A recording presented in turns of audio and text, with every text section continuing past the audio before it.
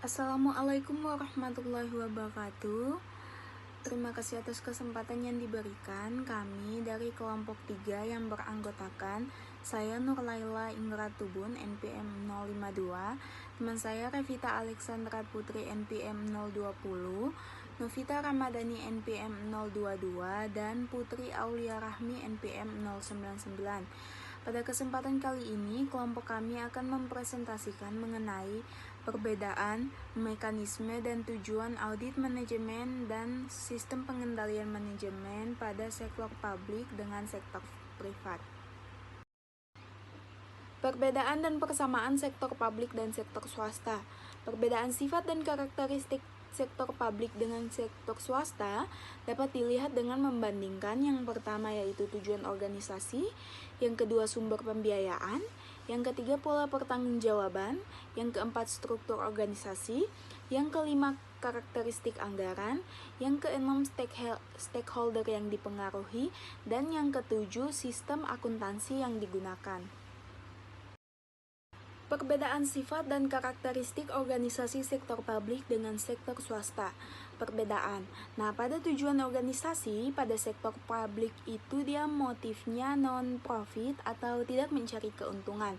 Sedangkan pada sektor swasta dia itu bersifat profit atau mencari keuntungan.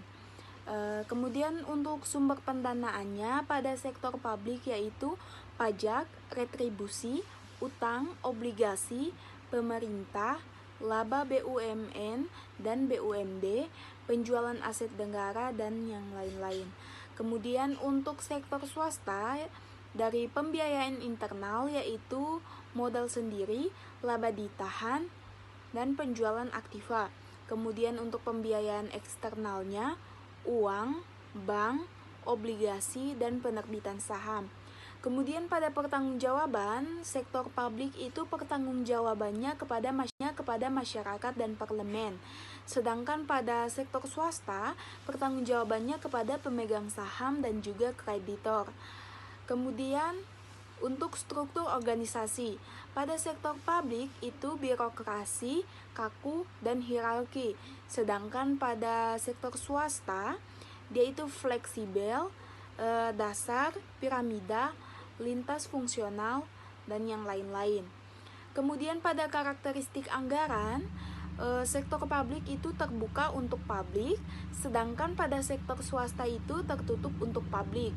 Kemudian untuk perbedaan sistem akuntansinya, pada sektor publik itu dia cash accounting, sedangkan pada sektor swasta dia itu accrual accounting.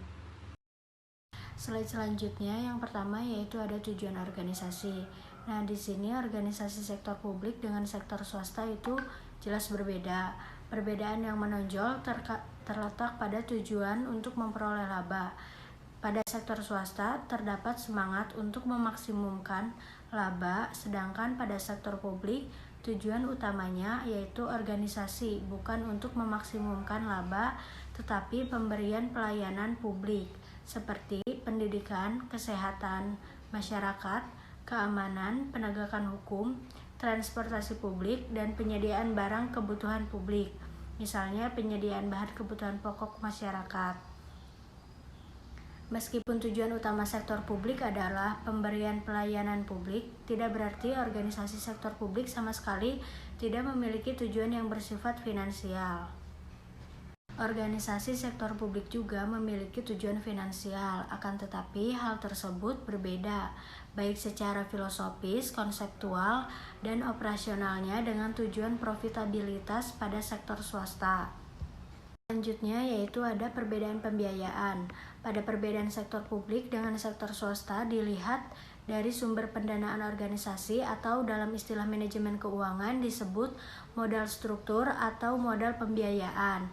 Selanjutnya yaitu ada sumber pembiayaan. Dalam perbedaan sektor publik dengan sektor swasta dapat dilihat dari sumber pendanaan organisasi atau dalam istilah manajemen keuangan disebut struktur modal atau struktur pembiayaan. Nah, pada sektor publik sumber pendanaan berasal dari pajak dan retribusi, charging for service, laba perusahaan milik negara, pinjaman pemerintah berupa utang luar negeri dan obligasi pemerintah, dan lain-lain. pendapatan yang sah yang tidak bertentangan dengan peraturan perundangan yang telah ditetapkan. Sedangkan struktur pembiayaan pada sektor swasta lebih fleksibel dan memiliki variasi yang lebih banyak. Pada sektor swasta ini, sumber pembiayaan yang tidak bertentangan dengan peraturan perundangan yang telah ditetapkan. Sumber pembiayaan pada slide selanjutnya yaitu di sini ada beberapa alasan yang mendasar mengapa pemerintah berkepentingan untuk melakukan investasi. Alasan yang pertama yaitu adanya kegagalan pasar. Kegagalan pasar dapat disebabkan karena tidak berjalannya mekanisme pasar secara sempurna, pasar yang tidak kompetitif, dan adanya monopoli serta monopsoni. Investasi pemerintah dilakukan untuk mendorong terciptanya pasar yang sehat dan mencegah terjadinya monopoli dan monopsoni yang mengganggu pasar. Kegagalan pasar terjadi karena adanya informasi yang tidak sempurna serta ketidakpastian yang memungkinkan diperolehnya abnormal return bagi pihak yang memiliki informasi yang lebih baik. Kegagalan pasar juga dapat terjadi karena adanya eksternalitas, yaitu keadaan ketika keuntungan pada sektor publik melebihi keuntungan yang diperoleh oleh sektor swasta, atau ketika kerugian yang ditanggung publik lebih besar dari biaya perusahaan, polusi, dan masalah lingkungan lainnya. Kedua yaitu ada distribusi pendapatan dan kekayaan yang tidak merata. Nah, di sini pemerintah berkepentingan untuk melakukan intervensi apabila pendapatan, kekayaan, keterampilan, dan kemampuan terdistribusi secara tidak merata. Mekanisme pasar apabila dibiarkan berjalan bebas mempunyai kecenderungan memperkuat ketidakmerataan tersebut, karena prinsip survival of the fittest menyebabkan kelompok marginal semakin terpinggirkan dan kehilangan posisi. Nah, di sini juga pemerintah berkepentingan untuk menciptakan distribusi yang adil dan merata. Yang terakhir adalah untuk menciptakan stabilitas dan pembangunan.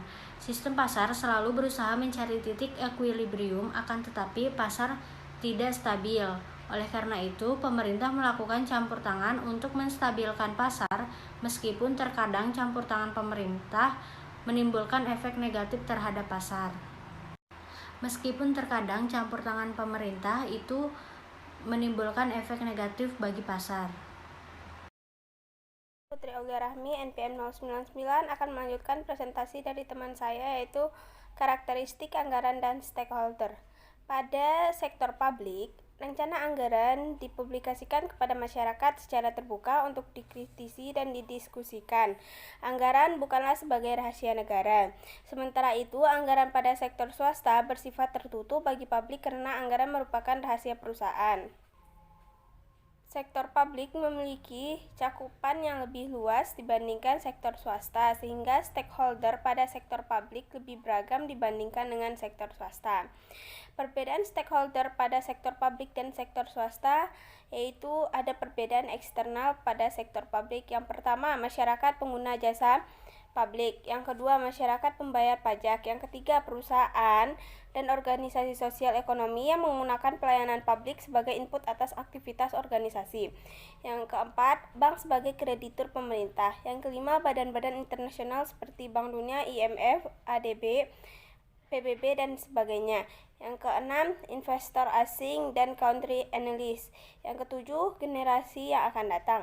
Sedangkan pada sektor swasta, stakeholder eksternalnya itu yang pertama, bank sebagai kreditur, yang kedua serikat buruh, yang ketiga pemerintah, yang keempat pemasok, yang kelima distributor, yang keenam pelanggan, yang ketujuh masyarakat, yang kedelapan serikat dagang, yang kesembilan pasar modal.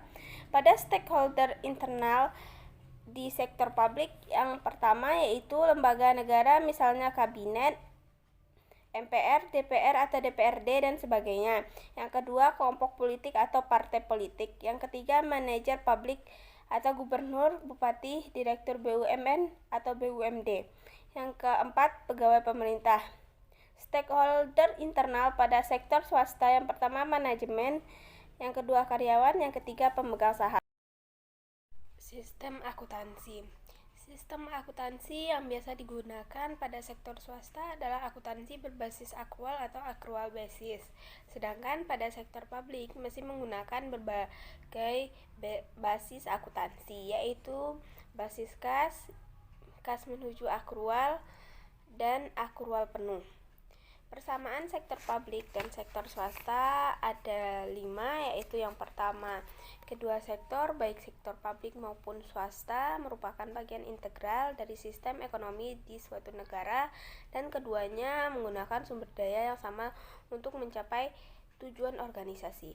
Yang kedua, keduanya menghadapi masalah yang sama, yaitu masalah kelangkaan sumber daya, sehingga sektor publik maupun swasta dituntut untuk menggunakan sumber daya organisasi secara ekonomis, efisien, dan efektif. Yang ketiga, pengendalian manajemen termasuk manajemen keuangan pada dasarnya sama di kedua sektor. Kedua sektor sama-sama membutuhkan informasi yang handal, relevan untuk melaksanakan fungsi manajemen, yaitu perencanaan, pengorganisasian, dan pengendalian.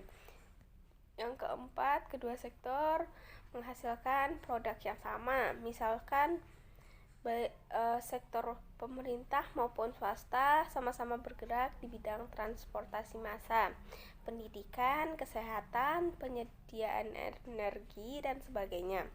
Yang kelima, kedua sektor terikat pada peraturan perundang-undangan dan ketentuan hukum lain yang disyaratkan.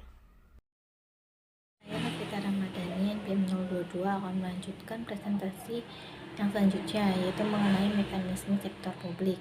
Nah, akuntansi sektor publik adalah mekanisme teknik dan analisis akuntansi yang diterapkan pada pengelolaan dana masyarakat di lembaga-lembaga tinggi negara dan departemen-departemen di bawahnya. Contohnya itu seperti pemerintah daerah, BUMN, BUMD, LSM, dan yayasan sosial, maupun pada proyek-proyek kerjasama sektor publik serta swasta. Yang selanjutnya itu tujuan sektor publik. Tujuan sektor publik ini ada 2, yaitu yang pertama memberikan informasi yang diperlukan untuk mengelola secara level, efisien, dan ekonomis atas suatu operasi dan alokasi sumber daya yang dipercayakan kepada organisasi. Nah, tujuan ini itu terkait dengan pengendalian manajemen atau manajemen kontrol. Tujuan yang kedua itu memberikan informasi yang memungkinkan bagi manajer untuk melaporkan pelaksanaan tanggung jawab mengelola secara tepat dan efektif program dan penggunaan sumber daya yang menjadi wewenangnya, dan memungkinkan bagi pegawai pemerintah untuk melaporkan kepada publik atas hasil operasi pemerintahan dan penggunaan dana publik. Nah, tujuan ini terkait dengan akuntabilitas. Nah, akuntansi sektor publik ini terkait dengan 3 hal pokok, yaitu penyediaan informasi, pengendalian manajemen, dan akuntabilitas. Akuntansi sektor publik ini merupakan alat informasi baik bagi pemerintah sebagai manajemen maupun alat informasi bagi publik. Bagi pemerintah sendiri, informasi akuntansi itu digunakan dalam proses pengendalian manajemen, mulai dari perencanaan strategis, pembuatan program dan penganggaran, evaluasi kerja, dan pelaporan kinerja.